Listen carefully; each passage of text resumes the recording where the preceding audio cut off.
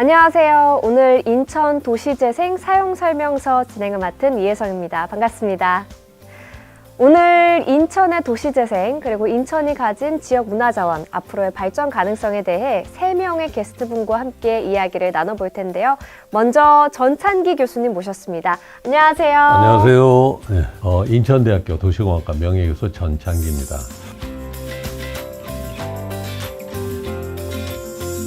오늘 나와주셔서 감사합니다. 저도 오늘 처음 이렇게 촬영을 하러 왔는데 도시재생에 관해서 섭외 문의가 왔을 때 이 단어 자체가 좀 생소했어요. 네. 이 도시재생이라는 게 구체적으로 어떤 말인가요? 네. 도시재생을 설명하기 앞서 사진을 몇 장 보겠습니다. 네. 순천의 나가릅성이 보입니다. 600년이 넘은 마을입니다. 와, 오래됐네요. 예. 그다음에 안동의 하회마을입니다. 역시 600년이 넘은 마을입니다. 네. 조선시대의 그 모습이 그대로 지금 현재 간직을 하고 있습니다. 대단하네요. 예. 다음에 이제 벨기에 루앙의 중심가인데 몇백 년 된 건물이 그대로 유지되어 있습니다. 네, 벨기에 역시 이제 불후의 운하인데 이 도시가 이게 수변 공간을 가지면은 기능이 굉장히 풍요로워집니다. 그래서 수변 공간은 시민의 이동, 여가의 공간이라고 볼 수가 있습니다. 벨기에 그 겐트 중심가도 역시 마찬가지예요. 그 다음에 독일의 류렌베르크인데요. 중세 시대의 모습을 그대로 간직하고 있고요. 대표적인 광장도 그대로 있습니다. 광장은 시민의 소통 공간입니다. 유럽은 광장이 진짜 잘 돼 예, 있더라고요. 광장 문화가 아주 부럽습니다. 네. 예, 독일의 밤베르크도 그 옛날 사진이 있습니다만 옛날 모습을 그대로 유지하고 있습니다. 또 그 유명한 체코의 체스키 크롬노프 마을인데요. 700년 된 마을인데 한 폭의 그림 같지 않습니까? 동화 같아요. 예. 그다음에 오스트리아의 그 할슈타트 한국 사람이 많이 가는 유럽 최고의 관광지인데요. 호수를 끼고 있는 전형적인 수변 공간 마을입니다. 다음에 그 독일의 미텐발트의 벽화 마을인데 마을의 모든 건물에 그 벽화가 이렇게 그려져 있습니다. 예, 참으로 아름답습니다. 예. 이 정말 사진들이 한 장씩 다 예, 아름답네요. 예, 맞습니다. 우리나라 사례도 있고 외국 사례도 이제 봤습니다만은 이렇게 몇백 년을 지나면서 이제 쇠퇴가 진행되었을 텐데 네. 이렇게 이제 오래된 도시가 지속적으로 이루어졌다는 것은 얼마나 많은 노력이 필요했지 않았을까 뭐 그런 생각하는데 그 마지막 사진은 독일의 이제 보덴호수에 있는 등대 사진입니다. 왼쪽 등대가 옛날 등대고 오른쪽이 이제 좀 새로 만든 등대입니다. 그러니까 옛날 등대 같은 경우에 그 기능이 떨어졌다고 해서 철거하는 게 아니라 그대로 두고 새로운 등대를 같이 해가지고 친구가 조화를 이런 그런 모습이 되겠습니다. 정말 재미있는 변화네요. 도시도 사람하고 똑같아서 태어나서 우리 사람이 성장하고 노쇠하듯이 도시도 시간이 지나면 노쇠하게 됩니다. 사람이나 도시나 시간이 흐르면 어쩔 수가 없는 거네요. 그렇죠. 예. 이게 도시가 이제 시간이 지나면서 쇠퇴하고 좀 낙후가 되니까 이게 힘을 잃게 되면 회복을 시켜야 되는데 기존 도시, 쇠퇴된 도시를 경제적, 사회적, 물리적, 환경적, 거기다 문화적 방법으로 활력을 불어넣는 것을 우리가 도시재생이라고 하고 있습니다. 네. 사람도 이제 아프면 병원에서 이제 치료를 받듯이 도시도 치료를 받아야 되는 거죠. 그래 도시에 대한 종사자들을 도시를 살리는 의료인이라고 우리가 보통 얘기를 하고 있습니다. 그 응급실에서 심폐소생 받듯이 도시를 살려내는 그렇습니다. 거네요. 예. 자, 근데 이 신도시나 네. 재개발이라는 말과 도시재생은 어떻게 다른가요? 네, 우리가 이제 신도시라고 하면은 뭐 나대지나 그 그린벨트 같은 데에다가 새로운 도시를 건설하는 거고 또 재개발 재건축은 기존의 아파트나 단독주택 단지를 헐고 전면 철거하고 새로 건설하는 것을 재개발 재건축이라고 합니다. 그래서 재개발 재건축도 도시재생에 속할 수도 있고 도시재생도 철거가 필요한 부분이 있습니다만 오늘은 도시재생 차원에서만 설명을 좀 드리겠습니다. 도시재생은 기존에 있는 시설들을 그대로 두고 주민들이 그대로 살면서 역사적인 또 문화적인 생명력을 이어가고 그런 과정에서 재개발 재건축은 과거의 흔적 또 역사 이런 것들이 전부 멸실이 되고 원주민의 정착률이 많이 떨어지지 않습니까? 네. 예.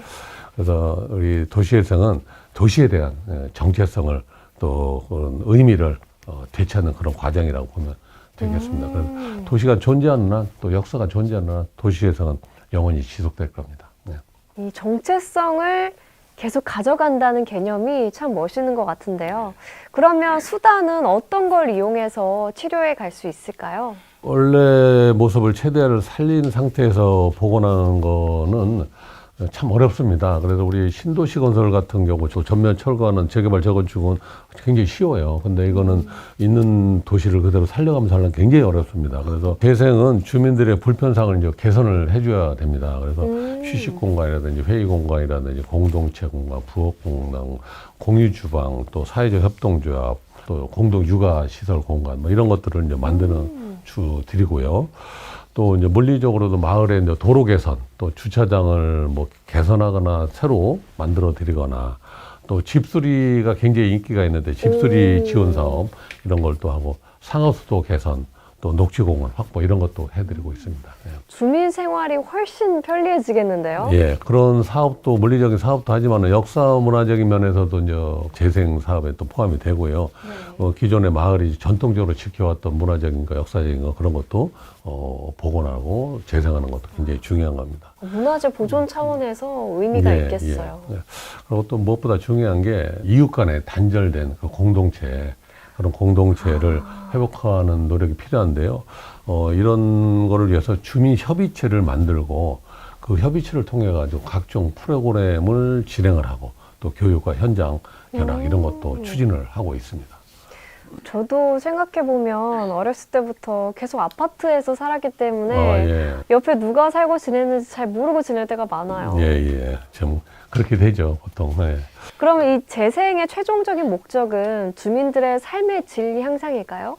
예, 삶의 질 향상도 당연히 중요하고, 그 다음에 이제 일자리 창출, 그 다음에 도시 경쟁력을 강화해가지고 쾌적하고 안전한 환경, 그래서 살고 싶은 도시를 만드는데 목적이 있습니다. 네. 그럼 저는 궁금한 게 이 도시재생이란 말이 언제부터 화두에 오르기 시작했나요? 1960년대 우리나라 기준으로 보면 이제 근대화가 막 이루어지면서 급속도로 발전하게 됐죠. 그때 이제 도시의 인구가 몰리다 보니까 주택이 많이 부족하게 되고, 그러다 보니까 주택을 지으면서 계획적이지 못하고 임기응변식으로 이렇게 많이 이제 하게 됐죠. 그러다 보니까 난개발이 되고 부실 시공이 되고, 그래서 도시가 굉장히 문제를 많이 내포를 하고 있었습니다. 네. 그런 문제를 1980년대부터 들어와서 기존의 아파트를 이제 재건축을 이제 들어가고, 또는 저층 주거지 그런 지역은 상수 도로 같은 게 굉장히 사인프라가 굉장히 부족하고, 또 사회적 범죄나 화재에 굉장히 취약하고, 그래서 전면 철거를 해서 아파트 단지를 만들고 뭐 그렇게 해왔죠. 근데 이렇게 개발이 되다 보면은 원래 살고 있던 사람들이 밖으로 내몰리는 경우도 생기잖아요. 예. 그러니까 이제 재개발 재건축을 하다 보니까 투기의 문제도 당연히 이제 뒤따라왔지만은, 작은 평수에 살던 원주민들이 재정착을 못하고, 또 세입자들이 다시 들어오지를 못하는 그런 문제가 아주 심각하게 발생을 했죠. 그래서 이런 둥지 내몰림 현상을 우리가 젠트리피케이션이라고 하는데, 원도심이 개발이 되면서 부자들이 들어와서 살아. 그러니까 다시 말해서 젠틀맨들이 들어와서 산다고 그래서 젠트리피케이션이라는 말이 생겼습니다. 기사에서 종종 봤는데 예. 거기서 유래된 예, 말이었군요. 맞습니다. 그래서 우리나라가 1990년 또 2000년대 들어와서 이제 그 도시재생을 본격적으로 도입을 해보자. 그런 도시재생 방법으로 도시를 개선해야겠다는 담론이 형성되게 되었습니다. 앞서서 교수님께서 유럽의 사례들을 많이 들어주셨는데 유럽에서는 도시재생이 먼저 시작이 된 거죠? 뭐 영국 같은 선진국들은 우리 뭐 나라보다 근대 국가 체계가 오래전부터 형성이 됐기 때문에 도시도 뭐 오래전부터 형성이 됐고요. 그래서 도시재생이 뭐 수백 년 전부터 이제 계속 됐다고 볼 수가 있습니다만은, 이 영국 같은 선진국은 1950, 60년대 그때부터 도시재생 담론이 만들어지기 시작했습니다. 그렇게 보면 도시재생이라는 거는 그 도시의 정체성을 되찾아가는 과정이다라고 보면 될까요? 예, 그렇습니다. 예. 그러면 인천은 언제부터 이 도시재생이란 말이 나오기 시작했나요? 송도라든지 청라라든지 영종도라든지 신도시가 이렇게 많이 이제 그 개발이 되고 좀 많이 들어서면서 원도심에 있던 사람들이 이렇게 신도시로 많이 이제 옮겨갔죠. 그러다 보니까 이제 공백이 많이 생긴 거죠. 인구가 많이 떠나면 어떻게 되겠어요, 그게. 아무래도 인구가 빠져나가면 그 지역 상권이 약화될 것 같아요. 그래서 인구가 떠나니까 뭐 빈집도 생기고 당연히 상권도 악화가 되고 쓰레기는 뭐 여기저기 쌓이고 또 치안도 불안하고 주차 질서도 엉망이 되고 그런 악순환이 반복이 되는 거죠. 그래서 원도심을 살려야 되는 정책이 만들어지고 지난 정부에서 국가의 중요 정책으로 삼게 되었습니다. 요즘은 동력이 좀 떨어진 상태입니다만은 도시에서는 정권에 관계없이 어느 정권이든 중단되면은 나중에 더 큰 대가를 더 큰 비용을 치러야 되기 때문에 지속적으로 추진해야 된다고 생각합니다.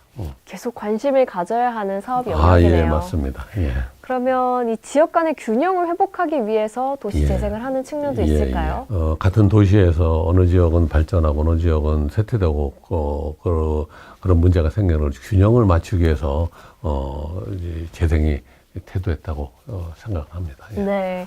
이런 도시 재생 사업을 하면서 이제 가장 큰 변화는 지역 주민들의 커뮤니티 공간이 생기는 겁니다.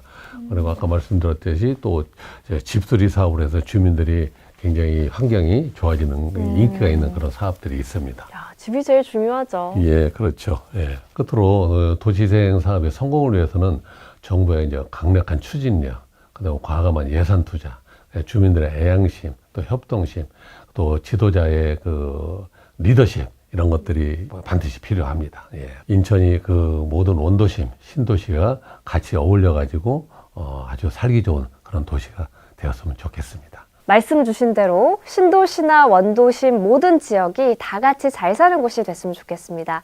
교수님 오늘 말씀 감사합니다. 고맙습니다.